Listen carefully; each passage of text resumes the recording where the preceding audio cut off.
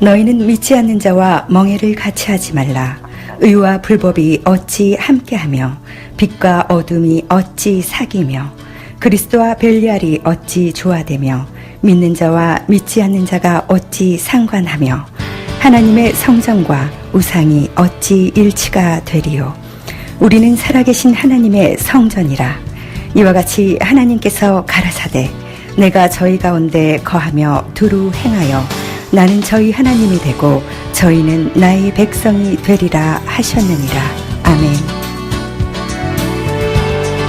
우리 5월달이 되어서 이 가정의 달에 아무래도 우리 결혼, 가정, 자녀들, 또 부모 공경 이런 얘기를 하게 됩니다. 우리 지난주에는 슬로브핫의 그 딸들에 관한 얘기를 했습니다. 슬로브핫이라고 하는 이 아버지가 정말 신앙이 뜨거웠던 것 같아요. 슬로브핫 했던 것 같아요. 그래서 이 뜨거운 신앙을 이어받은 그 아들이 없지만 딸들이 5명이 이 신앙에 대한 결단을 하고 무리와 회중 앞에 나가서 그 가나안 땅, 약속의 땅에 우리가 들어가겠다, 그런 믿음을 가지고 그 아버지의 이름으로 그곳에 들어가기를 원한다, 이런 그 신앙의 기계를 보였던 그런 좋은 우리 여성들의 모델이 되었습니다. 그래서 우리는 그 슬로브핫의 딸들을 다 우리 언니로 모시고 또 누이로 모시고 우리도 좀 배우고 그랬으면 좋겠다, 그런 마음이 들었어요.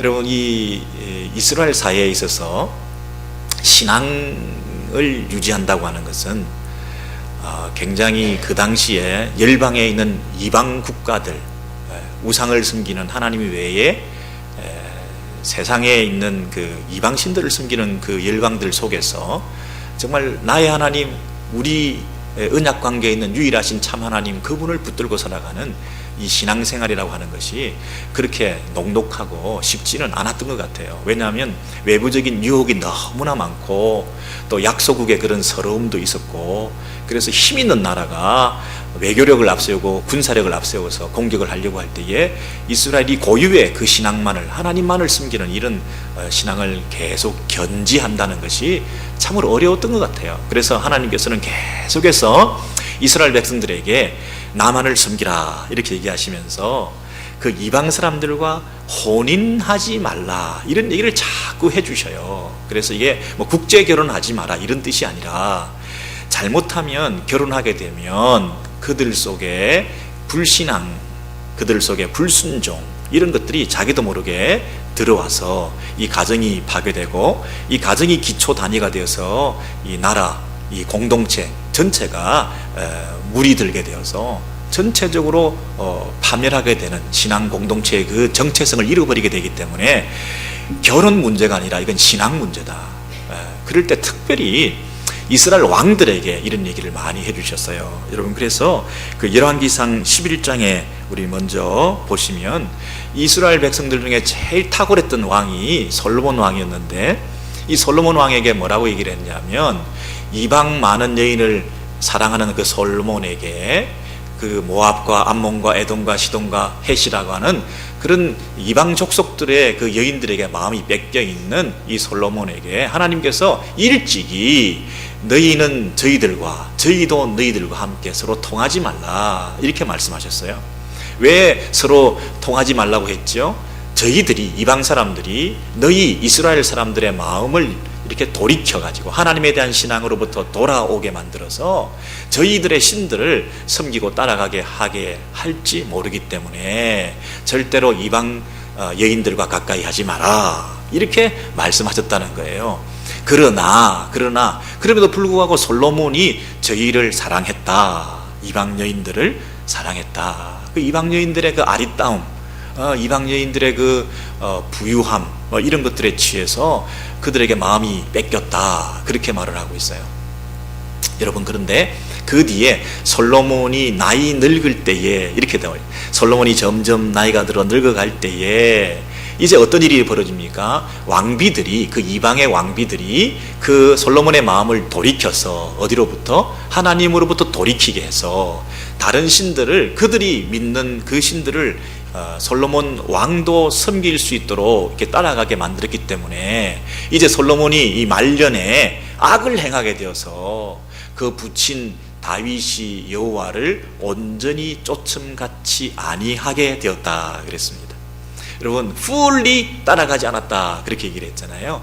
그러므로 온전히 따라가지 않았다 하는 얘기는 하나님으로부터 완전히 등을 돌렸다는 얘기가 아니라 부분적으로만 하나님을 섬겼다 하는 것입니다. 하나님을 등지고 이제 이방신만 섬겼다는 것이 아니라 이방신도 섬기고 내가 믿는 하나님도 섬기고 이런 모습으로 이중적으로 신앙생활을 하게 되었다는 것입니다. 이것이 하나님께서 보실 때는 악한 것이다 이렇게 말을 했어요. 여러분, 이 솔로몬이 나이 늙을 때에 이런 일이 벌어지게 되었습니다. 이 저자가 의도하는 것은 젊었을 때는 어땠을까 하는 것을 우리로 하여금 짐작하게 만듭니다. 여러분, 솔로몬은 천하의 지혜로운 사람이었습니다. 솔로몬은 너무나 하나님 앞에서 경건한 사람이었습니다. 솔로몬과 같이 탁월한 왕이 없었습니다. 우리는 이렇게라도 짐작해 볼 수 있을 것입니다. 솔로몬이 젊었을 때는 그 여인들의 마음을 전혀 여인들 때문에 마음이 요동하지 않았다. 심지어 이렇게도 말할 수 있을지 모르겠습니다. 우리 같으면 젊은 사람들 때도 이방 여인들, 아리따운 여인들의 이 얘기를 들으면 혹해가지고 뭐라 그럽니까? 베갯머리 송사라 그러나요? 예.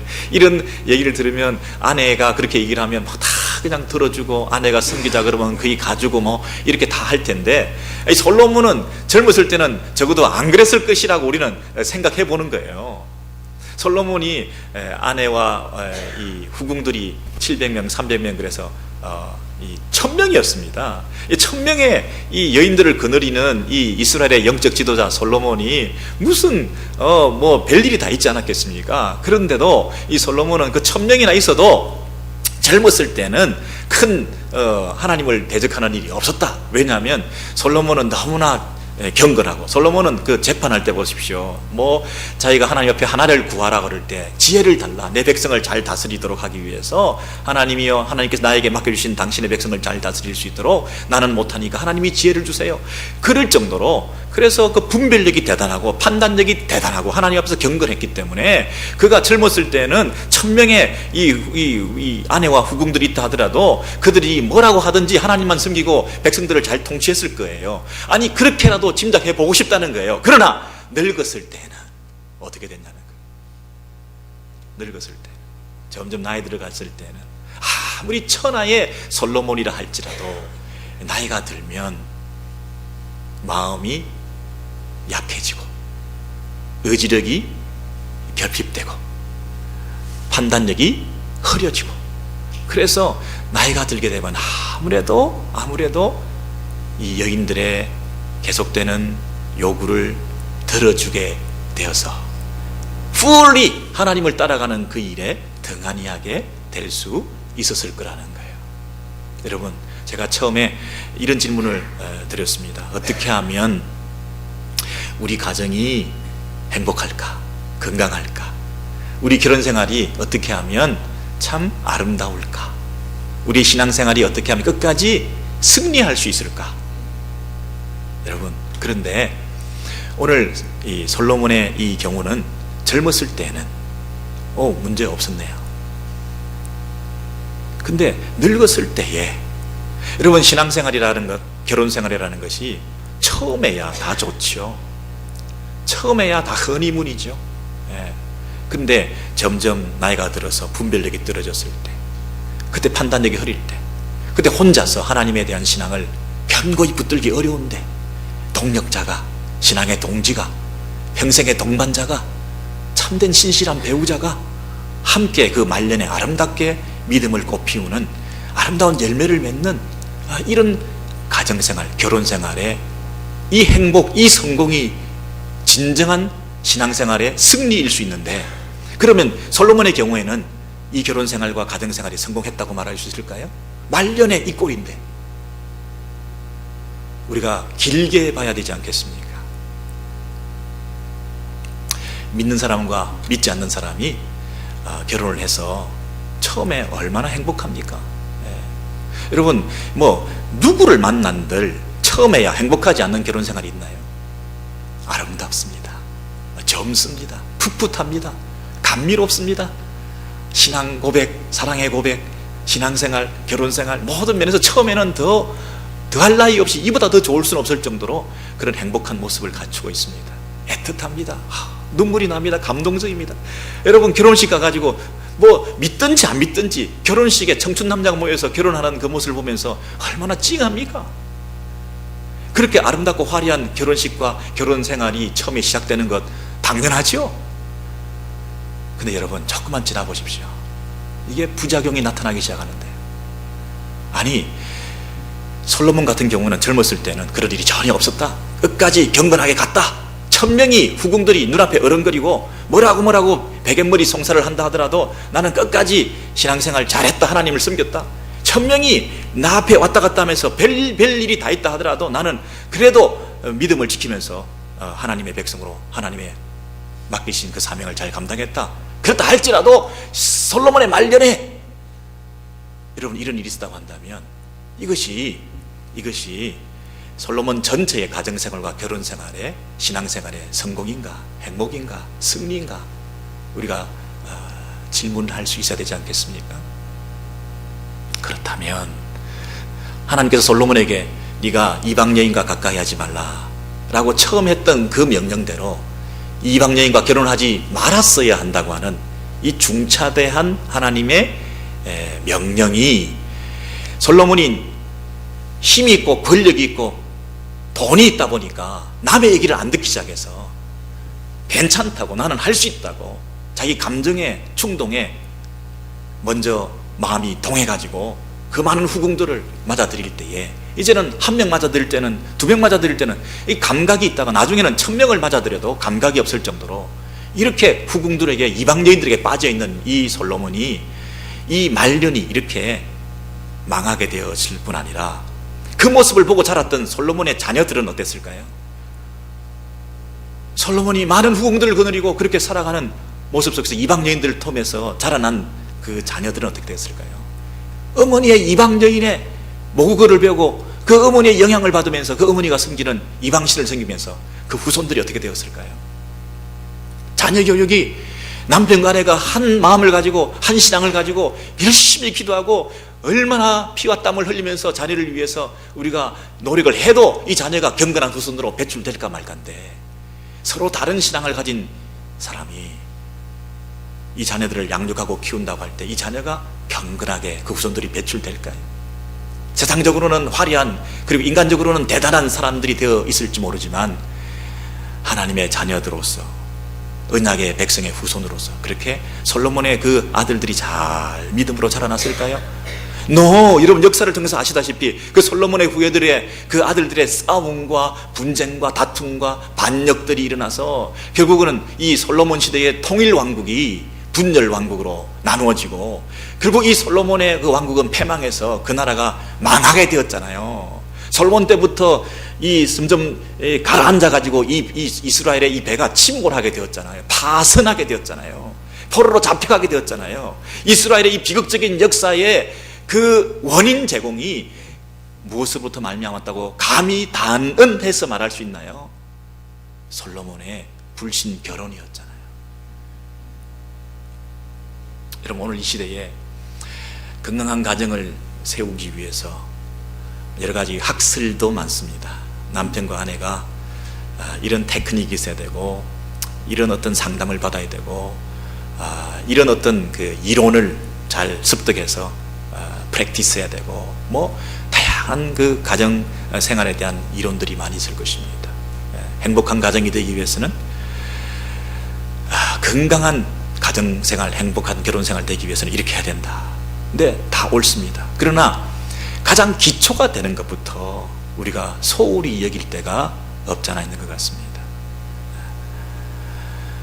믿는 사람과 믿는 사람이 결혼해야 된다. 여러분 이런 부분을 강대상에서 요즘 함부로 이렇게 강하게 얘기하면 참 그 실족하고 상처받는 분들이 많으시겠죠. 예외도 많습니다, 여러분. 예외도 많습니다. 예를 들면 믿지 않는 사람들끼리 결혼을 했습니다. 불신자들끼리 결혼했습니다. 그런데 한 사람이 예수를 믿게 되었습니다.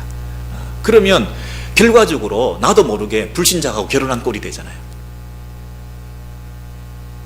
나는 처음에는 예수를 안 믿었는데 그래서 그냥 결혼했는데 나중에 내가 예수를 믿고 보니 내가 지금 불신자하고 결혼하고 있는 꼴인 거예요.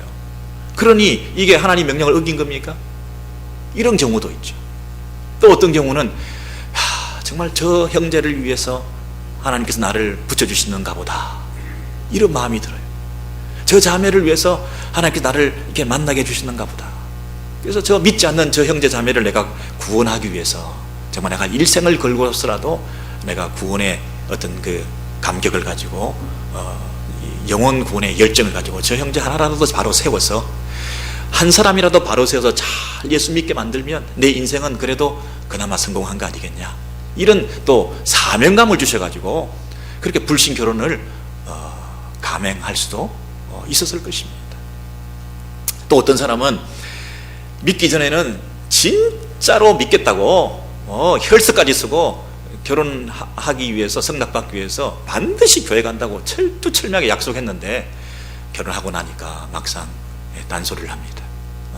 오히려 뭐 믿는 사람이 그 모양이냐 하고 핀잔을 주고, 그러니까 이런 경우도 참 억울한 케이스 아니겠습니까?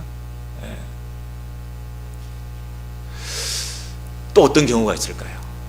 여러분 이런 다양한 이 상황 속에서 이 믿는 자와 결혼해야 된다, 이렇게 정말 딱 잘라가지고 그렇게 말하기가 어려운 여러 상황들이 있는 것이 사실입니다.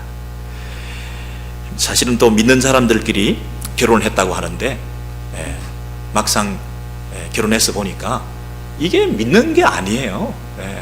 목사님 아들, 장로님 딸 그래가지고 서로 결혼했는데 잘 믿는 줄 알고 그래서 결혼했는데 믿는 사람끼리인 줄 알고 그냥 확신을 가지고 결혼했는데 결혼생활 해보니까 막 엉뚱한 시궁창 같은 냄새가 나고 음주, 흡연, 뭐 음란 뭐 이런 면에서 정리가 안 된 분들이 많이 있어서 이런 경우는 정말 차라리 불교 신자하고 결혼한 게 더 낫지, 교회를 어릴 때부터 다녔던 목사 장로 자제들하고 결혼해 놓으니까 교회에 대해서 더 반발이 많고 더 빈정되고 이건 더 괴로운 거예요. 그러니 믿는 사람하고 결혼했다고 생각했는데도 이것도 너무 억울한 거예요, 사실은.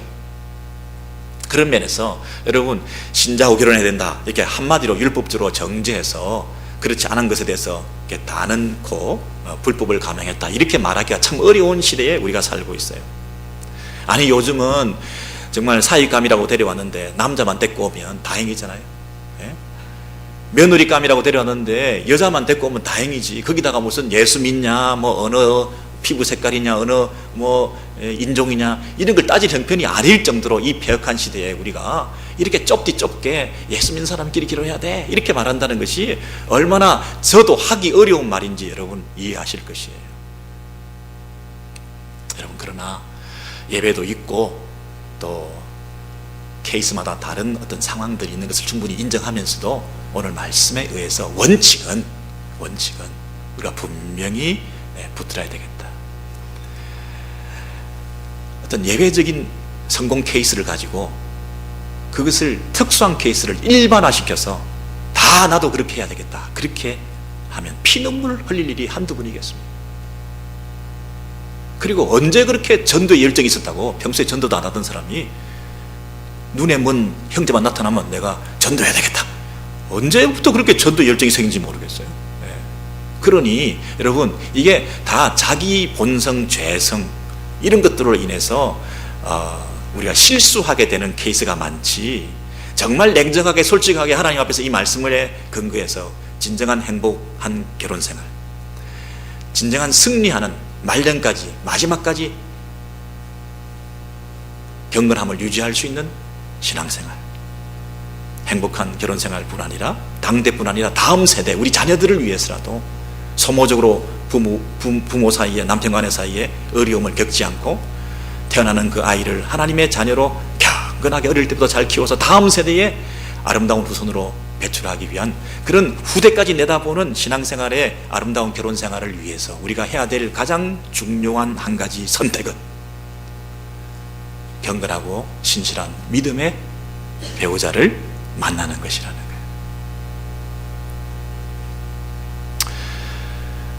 거예요. 이 나이 들었을 때 이 부분을 여러분 잘 생각해 보십시오. 2001년도에 케이티 마튼이라고 하는 어떤 그 작가가 히든 파워이라고 하는 숨은 권력자라고 하는 책을 쓰는데, 이것이 미국의 12 대통령의 아내들의 이야기를 쓴 책이었어요. 그 책에 보면 이 아버지 부시 대통령 와이프가, 바버라 부시가 퇴임 후에 이런 얘기를 자주 하고 다녔대요. 우리가 대통령이었을 때 그렇게 남편이 대통령이면 자기도 대통령이에요. 우리가 대통령이었을 때 이런 말을 자주 하고 다녔대요. 그 말은 뭘 시사합니까? 이게 미국 대통령조차도 아내의 영향을 받았고 부지불식간에 서로 그 나눔이 있었을 것이구나. 그 책에 보면 세계 2차 대전에 참전하는 것조차도 미국 대통령이 와이프의 얘기를 듣고 참전하게 되었다. 그러니까 한 여인이 남편에게 미국 대통령이라 하더라도 얼마나 영향을 미쳤고, 그것이 미국의 또 세계의 국정의 운영에 얼마나 큰 영향을 미쳤는가 할 때에 이 여인의 얘기가 파워풀했다는 것이에요. 그래서 우리가 또 누차 얘기지만 이 미국 대통령도 아내의 얘기를 듣는데 우리는 얼마나 많이 이런저런 얘기에 휩쓸려 다니겠어요. 아내가 뭐라고 얘기하면, 아내가 어떤 사람에 대해서 이런 평가를 하면 자기도 모르게 선입견을 가지게 될 거 아니에요. 아내가 뭐라고 얘기를 하면 나도 모르게 또 그 마음에 신경을 쓰게 될 거 아니에요. 여러분, 그런 면에서 이 이방 여인들이 다른 신을 섬기면서 솔로몬에게 와서 얘기를 할 때, 제가 또 얘기입니다만은 젊었을 때는 절대 영향 안 받았다, 1000명이 와서 얘기를 안 받았다 하더라도 솔로몬이, 천하의 솔로몬도 늙었을 때는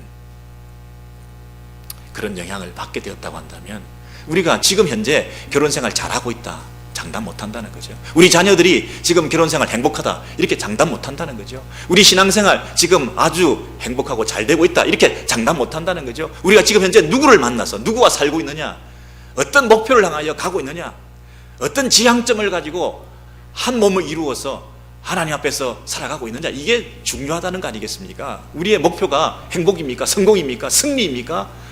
적어도 우리 목표는 거룩인데, 구별됨인데. 여러분, 결혼생활의 목표가 뭡니까? 둘이 만나서 잘 먹고 잘 살고 물질 가운데 부유함을 누리고 애들 많이 낳고 그렇게 행복하게 사는 그걸로 해서 만족하시겠습니까?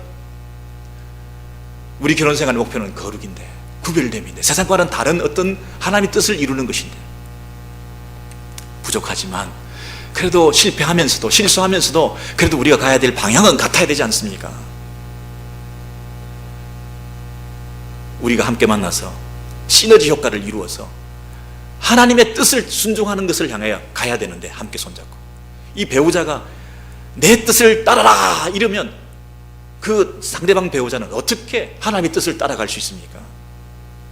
하나님의 뜻을 따라가고 하나님의 거룩을 이루어가는 이런 목표를 가지고 우리가 가야 되는데, 그런 면에서 이 믿지 않는 사람과의 동행, 믿지 않는 사람과의 동업, 믿지 않는 사람과 동력, 믿지 않는 사람과 결혼이라고 하는 것이 얼마나 어려운 일인가.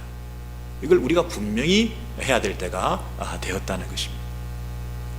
여러분, 이 얘기가 이 열왕기상에만 나오는 것이 아니라 구약 성경 전체에 흐르고 있는 하나의 큰 주제라는 것을 제가 잠시 보여드리겠습니다. 여러분, 신명기를 보시면 이스라엘 백성들이 가나안 땅에 지금 들어가기 직전에 이런 말씀을 받고 있습니다. 내 여호와가 헷 족속, 기르가스, 아모리, 가나안, 브리스, 히위, 여부스 족속 곧 너보다 많고, 가나안 땅에 들어갈 겁니다 지금. 근데 그 가나안 땅에 들어가면 너보다 숫자도 많고 힘도 세고 화려하고 문명도 발달한 그 가나안 문명 속에 있는 그 7 이방 족속들을 우리가 부족하지만 너에게 붙여줄 테니까, 이스라엘 백성이 정복하게 해줄 테니까 네가 그들과 적어도 혼인하지 말아야 된다 이렇게 말하죠.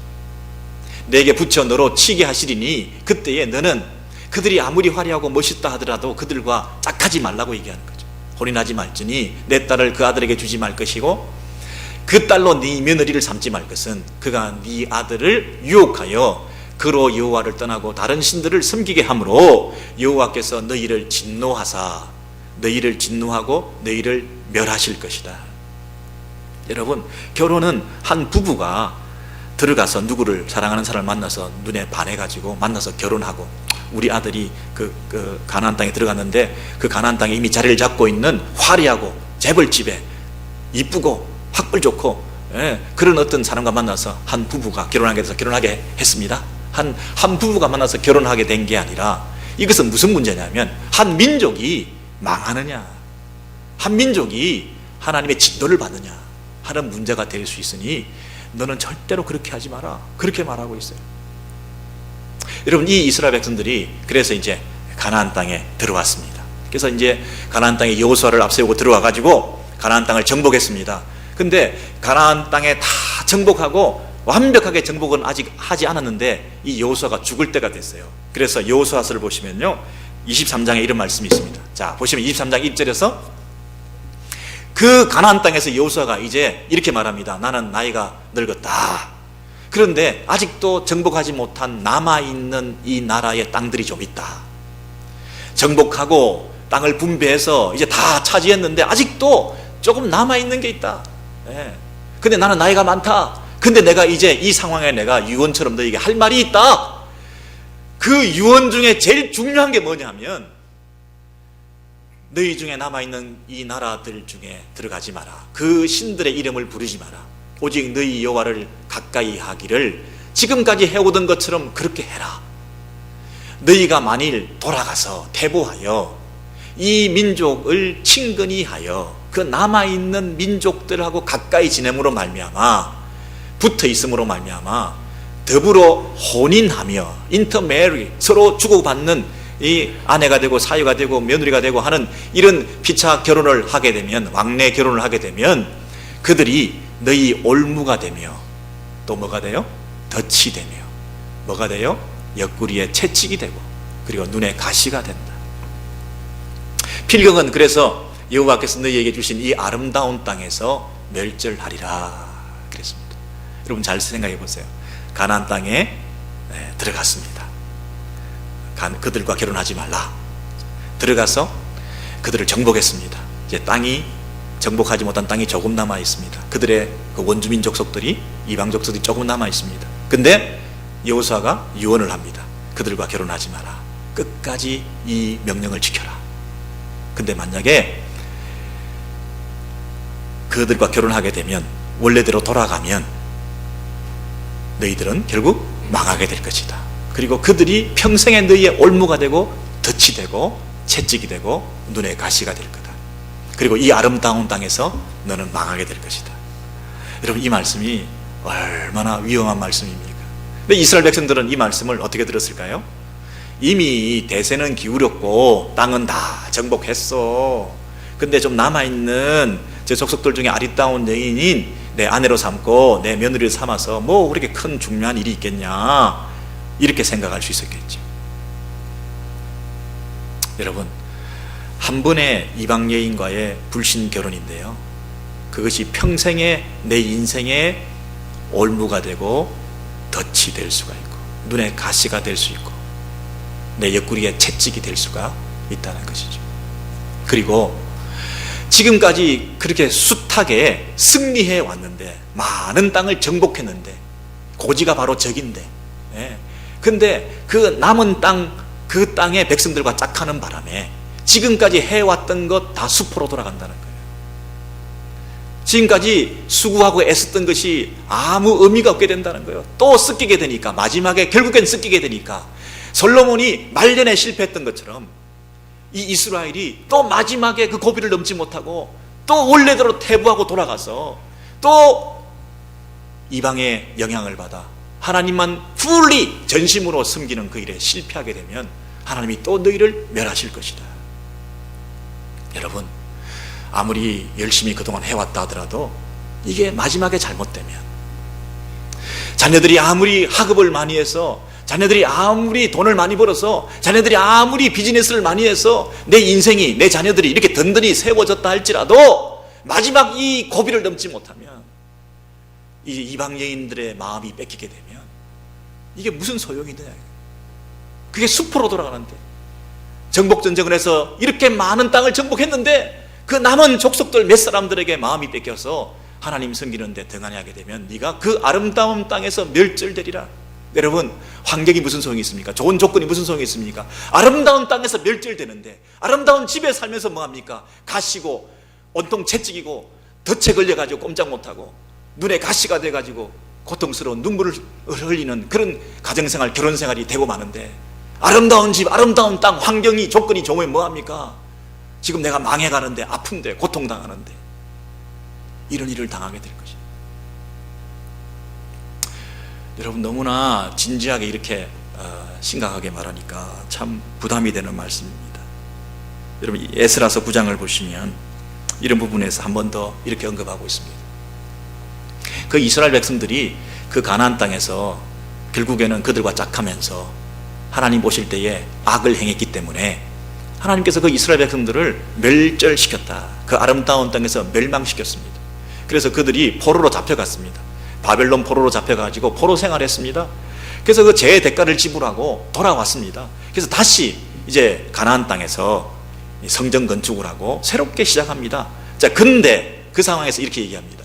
이스라엘과 제사장과 레위 사람이 이 땅 백성과 구별되지 아니하고 떠나지 아니하고 그들과 구별된 삶을 살지 않고, 이 땅의 사람들과 이 이방 족속들과 이스라엘 사람들이 구별된 삶을 살지 않고 또 클링 투 붙어가지고 가나안, 헷, 브리스, 여부스, 암몬, 모압, 애굽, 아모리 사람 그 족속들의 딸들을 취하여 아내와 며느리를 삼아 거룩한 자손으로 이 이스라엘 하나님의 구별된 백성들이 이방 족속과 서로 섞이게 되는데, 그 일에 누가 앞장서느냐 하면 방백들과 두목들이 이 죄에 더욱 으뜸이 되었다 하는지라.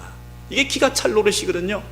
내가 이 일을 듣고 속옷과 겉옷을 찢고 머리털과 수염을 뜯으며 기가 막혀 앉아 있었다. 그래서 여러분, 기가 막힌다는 것이 왜 기가 막히겠습니까?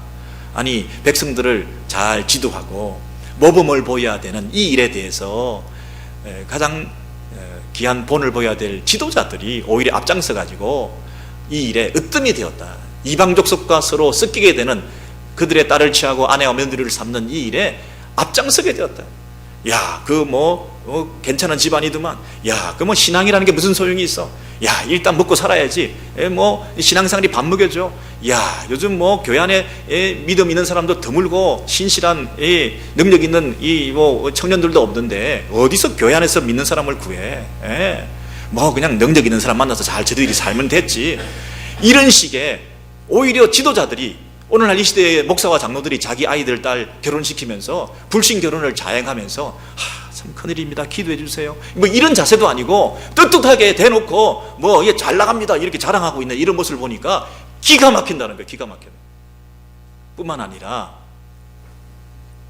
지금 이스라엘 백성들이 돌아와서 다시 성전을 재건하고 이 땅에 새로 돌아왔는데 왜 포로 생활하고 돌아왔습니까? 이 문제 때문에 결과적으로 이 백성들이 망해가지고 포로 생활하고 다시 돌아왔는데, 똑같은 일을 또 이 땅에서 그 문제에 올무가 잡혀서 또 하고 있으니 이거야말로 기가 막힐 노릇 아니냐, 이렇게 얘기하는 거죠.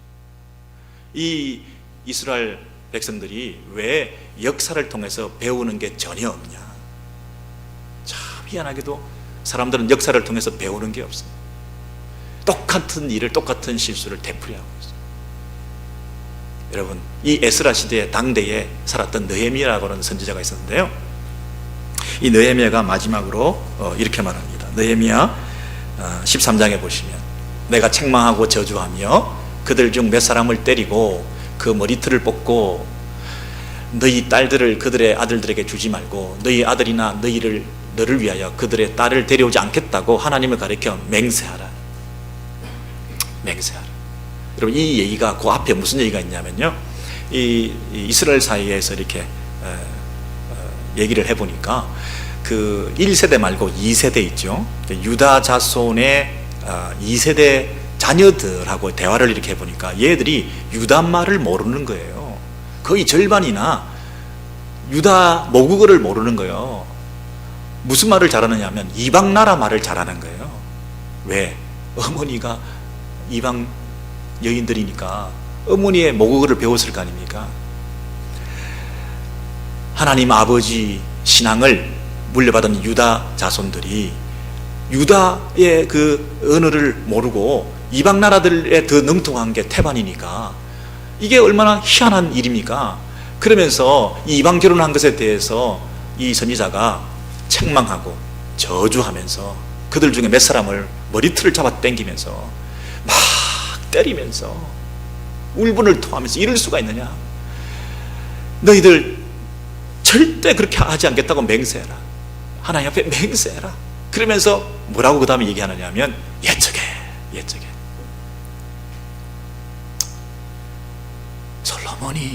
솔로몬이 그 옛날에 이거 잘못해가지고 솔로몬이 이 일로 범죄해가지고 이 나라가 이꼴돼가지고 솔로몬을 하나님께서 많은 나라 중에 비길 데가 없이 그렇게 위대한 지혜와 능력 있는 그리고 대단한 왕국의 최고의 왕으로 세워서 그 왕으로 하여금 하나님의 백성들을 다스리도록 그렇게 하나님의 사랑을 입은 자였는데 그 천하의 솔로몬이 이방 여인을 취하는 그 일에 마음을 쉽게 생각하고 대수롭지 않게 생각하고 이방 여인의 그 신앙을 자기도 모르게 늙었을 때는 결국은 받아들이게 돼가지고 이스라엘 나라가 지금 이 꼴이 되는 이 나라가 망해가지고 포로 생활하고 돌아와서 눈물 부르면서 다시 포로 귀환해서 성전을 재건하겠다고 다시 모여가지고 이루고 있는 이 판에 이 너희들이 또 이 짓을 반복하고 있는 이 모습을 보면서 기가 막히다.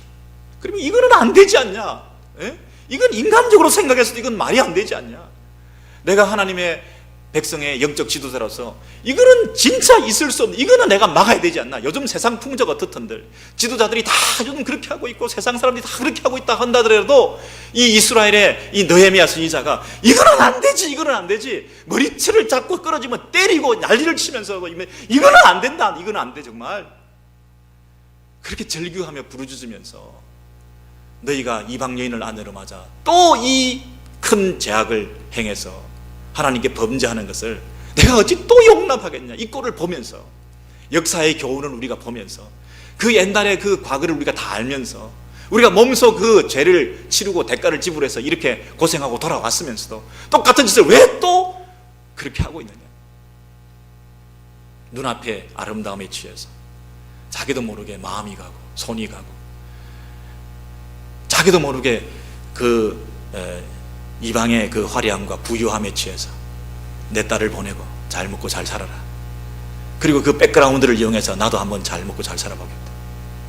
뭐 믿는 사람 중에 뭐 똑바로 된 청년도 없고 이런 어떤 이해와 이런 어떤 그 변명과 핑계를 대면서 자기도 모르게 자꾸만 마음이 끌려가서 불신 결혼을 자행하면서도 전혀 그 부분에 대해서 회개하는 마음도 없이 가고 있는 이 풍조를 한탄하면서 여러분 머리털을 잡아 당기면서 극심한 슬픔을 표현하면서 심지어 때리고 야단치고 맹세시키면서 절대 그렇게 해서는 안 돼.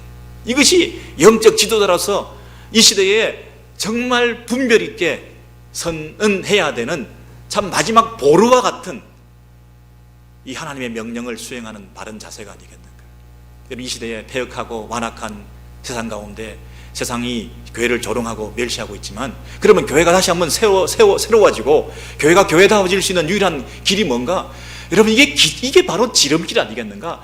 교회의 가장 기초 단위인 가정이 신앙의 토대 위에 든든히 세워지는 이 결혼에 있어서의 이 경건함을 유지하는 것, 이것이야말로 이 가정을 통하여 건강한 교회가 세워지고 이 아름답고 건강한 이 교회를 통해서 세상에 영향력을 나타내는 그런 교회가 될 수 있는 것이지, 가장 기초가 안 돼가지고 어떻게 세상을 정복하고 세상을 변화시킬 수 있겠느냐.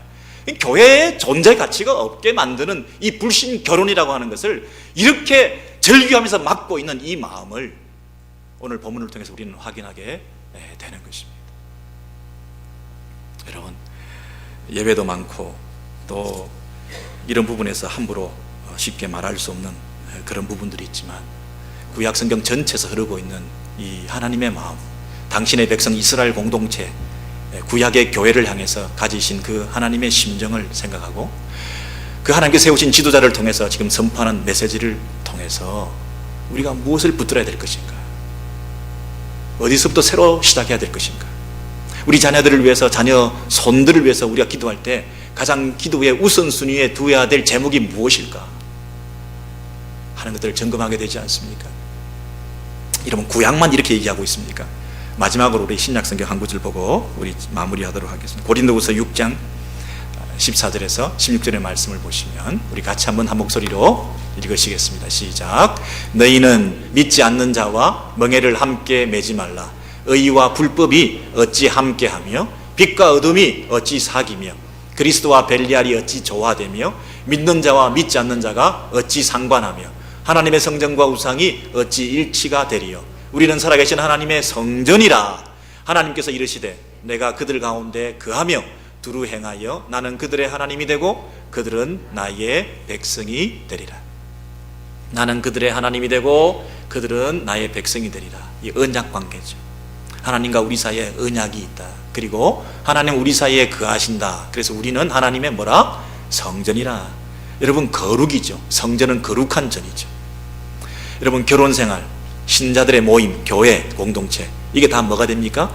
거룩한 공동체라는, 이 세상과는 구별된 공동체라는, 이 교회를 세상에서부터 구별돼서 불러내놨는데 어떻게 이 교회가 하나님의 거룩한 구별된 공동체가 돼야지 다시 세상과 짝하면서 이 하나님을 신성 모독할 수 있겠냐?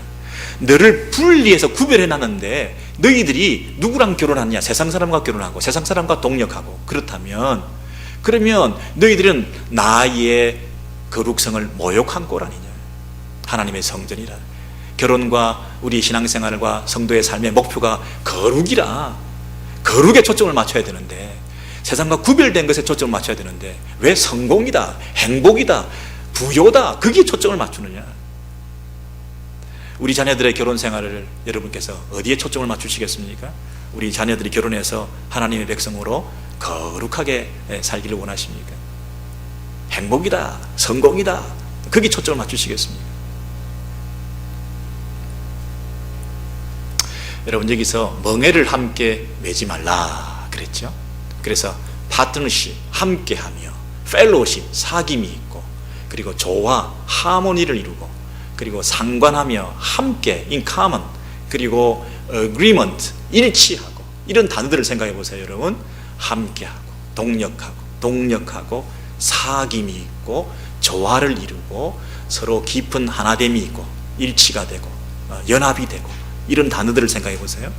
여러분, 이런 이 풍성함이 예수 안에서 우리가 만났을 때 서로 조화롭고 하모니를 이루고, 이 통하고, 서로 연합이 되고, 일치가 되고, 서로 동력 관계가 되고, 진정한 펠로십이 있고, 만났을 때 이런 부유함이, 남편과 아내가, 목사와 성도가, 우리 형제들이 서로 만나서 서로 이런 깊은 이런 부유함이 누려지는 이런 관계가 돼야 되는데, 이게 일치는커녕 늘 불일치, 조화는커녕 늘 부조화, 이 동력은커녕 늘 경쟁, 늘 정죄.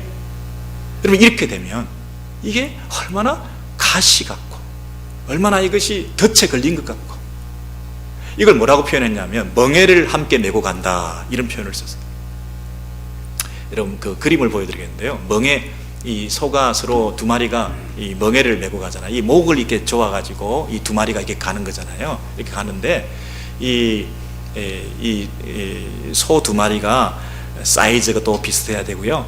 그 다음에 이 한쪽에서 끌고 가는 힘도 비슷해야 되고, 같이 가는 방향도 비슷해야 되고, 그 다음 하나 더 넘기시면요, 이 같이 일을 하는 데 있어서 힘의 그 강도, 그 다음에 속도, 그 다음에 방향, 사이즈, 이런 모든 면에서 이 멍에를 메고 가는 두 사람이 일치해서 가지 않으면, 한쪽이 먼저 땡겨가거나 한쪽이 뒤로 뒤처지거나 이러면 상대방은 어떻게 됩니까? 목이 조여요. 질식한다고요. 이게 죽을 노릇이라고요. 이게 같이 갈 수 있는 게 아니다는 거예요. 같이 가더라도 평생 너무 고통스럽다는 거예요.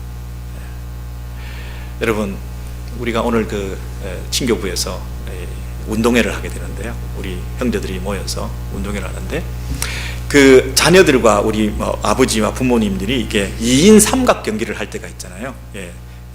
네 다리가 세 다리가 돼가지고 다리 한 개씩을 묶어가지고 이렇게 가게 되지 않습니까? 이렇게 가게 되면 뒤뚱뒤뚱하고 넘어지기도 하고 막 웃기도 하고, 어떤 사람들은 뭐 그냥 업고 들어오기도 하고 그러면서 1등으로 오는 사람도 있고 꼴찌로 들어오는 사람도 있고, 뭐 다양하게 그 경기를 마치고 이제 들어오게 되는데, 1등으로 왔든 넘어졌든, 그리고 처음에는 잘 가다가 마지막에 또 이렇게 넘어지기도 하고, 하여튼 그 경기를 마치자마자 공통점은 뭐냐면, 모든 팀들이 경기를 마치자마자 어떻게 하는지 아세요?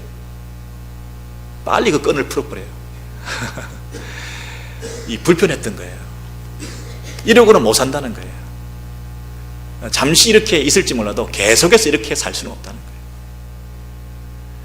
믿지 않는 사람과 멍해를 같이 한다. 이 교회 안에서 지금 사도 바울은 어떤 맥락에서 얘기를 하고 있냐면, 자신의 사도권을 인정하는 사람, 그리고 자신의 사도권을 인정하지 않는 사람, 교회 안에 있는 이단과 거짓된 가르침, 또 불신자들, 대적들, 그리고 믿지 않는 사람들 다 포함해서 하는 얘기예요. 교회에서 동력도 그렇고, 결혼생활도 그렇고, 교회에서 하는 이 사역도 그렇고, 또 우리가 경제활동의 동업도 그렇고, 이런 면에서 이게 믿지 않는 자와 멍해를 같이 한다는 것은 쉬운 일이 아니다, 이렇게 말하고 있습니다. 여러분, 오늘 말씀을 통해서 우리가 확인하게 됩니다. 우리가 막상 결혼을 할 때에 준비 단계에서부터 삐끄덕거리는 경우가 참 많습니다. 야, 이거 집어치워버려? 할 마음이 들 정도로 안 맞을 때가 참 많습니다. 특별히 믿지 않는 사람과 결혼할 때는 이 가치관이 다르고, 목표가 다르고, 우선순위가 다르고, 지향점이 다르기 때문에 이게 너무나 트러블이 많습니다. 그래서 억지로 약속한 결혼이라고 하자 해서 결혼 생활을 시작했다고 하시면, 결혼했으면 막상 결혼하고 보면 이게 또 얼마나 어려운 일이 당하는지 모릅니다. 여러분, 예배를 참석하는데 아니 주말에 꼭 교회를 가야 됩니까? 아니 연휴가 있는데 나는 교회 가서 예배 드리고 가야 됩니다. 그러면 중간에 잘라 먹는데 이 스케줄이 막 바뀌는데, 그럼 교회도 잘 못 섬기고 따라다니게 되고, 아니 어떤 분들은 교회는 따라와 주는데 잠깐 예배 드리고 가야 돼요. 왜냐하면 새벽에 등산을 가는데 맑은 공기를 산에 가서 마셔야 되는데, 이 교회 갔다가 점심 먹고 가면 이게 맑은 공기를 못 마신대나? 이런 이유 저런 이유 핑계를 대면서 사사건건 부딪히게 되는 거죠. 제대로 된 예배생활을 하기 어렵습니다. 그리고 제대로 된 봉사하기 어렵습니다. 교회 섬기는 거 그렇게 마음 놓고 못합니다. 여러분, 헌금 드리는 거 어떻습니까? 불신자들의 입장에서는 11조 드린다는 걸 이해를 못해요. 그 거금을 어떻게 바칩니까? 너무 아까워서 못하죠. 다시 헌금 내놔라고 찾아오는 남편들도 얼마나 많이 있습니까? 이게 힘든 일이에요. 11조 낸다는 것이. 그랬을 때 그런 하나님 앞에 드리는 데 있어서, 헌신하는 데 있어서 참 어렵습니다. 교회 오면 목사님이 11조 떼먹었다고 도둑질한다고 야단치지, 남편은 혹시 도둑질 해가지 않나 맨날 감시하지, 중간에서 이 아내가 이리 도둑질 저리 도둑질 해가지고 얼마나 이 신앙생활에 기쁨이 없는지요. 교회 오면 율법적으로 강요하죠. 남편은 감시하죠. 양쪽에서 도둑놈이 돼가지고 이렇게 힘들게 헌금 생활도 제대로 못하고. 여러분, 자녀의 양육도 그렇지 않습니까? 그거 보고 자란 아이들이 마음대로 주일에 빠지면서 놀러 다니고 익스큐즈하고 이럴 때 저럴 때 함부로 그렇게 했던 그 아이들이 뭘 보고 배웠겠습니까? 자녀들은 늘 얼마든지 그렇게 할 수 있죠.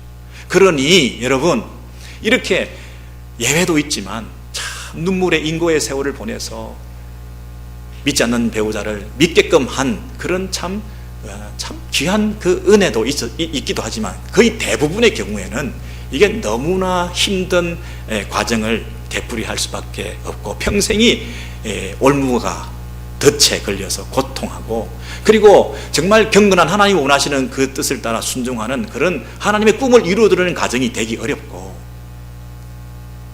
서로 믿는 것 같지만 서로 믿지 않는 사람들이 모여가지고 그냥 무림한 크리스찬이지 진실한 하나님의 아름다운 가정을 이루어서 기쁨을 드리는 그런 가정이 이루어지지도 않고 안타까운 거죠. 안타까운 거죠. 그러니 하나님께서 예배도 제대로 안 드려, 헌신도 제대로 안 해, 봉사도 제대로 안 해, 자녀들도 엉망이야. 어떻게 복을 주시겠어요? 어떻게 복을 주시겠어요? 여러분, 많이 못 벌고 세상에서 잘 나가지 못한다 하더라도 믿음의 형제 자매들이 만나서 처음 출발부터 하나님 앞에서 신실하게 살아가는 경건한 거룩한 이 가정을 이루어내어서 하나님께서 그 가정을 귀하게 보시고, 이것이 처음에만 행복한 게 아니라 끝까지 말년에도, 그리고 조금 남은 일 가운데 방심하지 않고 그 일까지도 다 기쁨으로 거룩하게 모든 일들을 완수하고 신앙생활을 완주해내고 가정생활 남편과 아내로서의 그 책임을 서로 끝까지 잘 감당해서 이런 경건하고 거룩한 가정생활, 결혼생활, 공동체, 교회를 이루어낼 때에 이것이 가장 큰 복이 아니겠습니까? 이것이 세상을 바꿀 수 있는 유일한 길 아니겠습니까?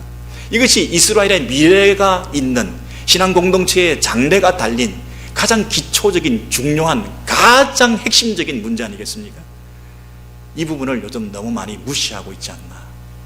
여러분, 그런 면에서 다시 한번 정신 똑바로 차리시고 우리 신앙생활의 가장 중요한 기초를 든든히 세울 수 있는 그런 기회가 되시기를 바랍니다. 여러분, 좀 부담스러운 얘기가 됐습니까? 아닙니다. 가장 복받는 비결을 말씀드렸습니다. 기도하겠습니다.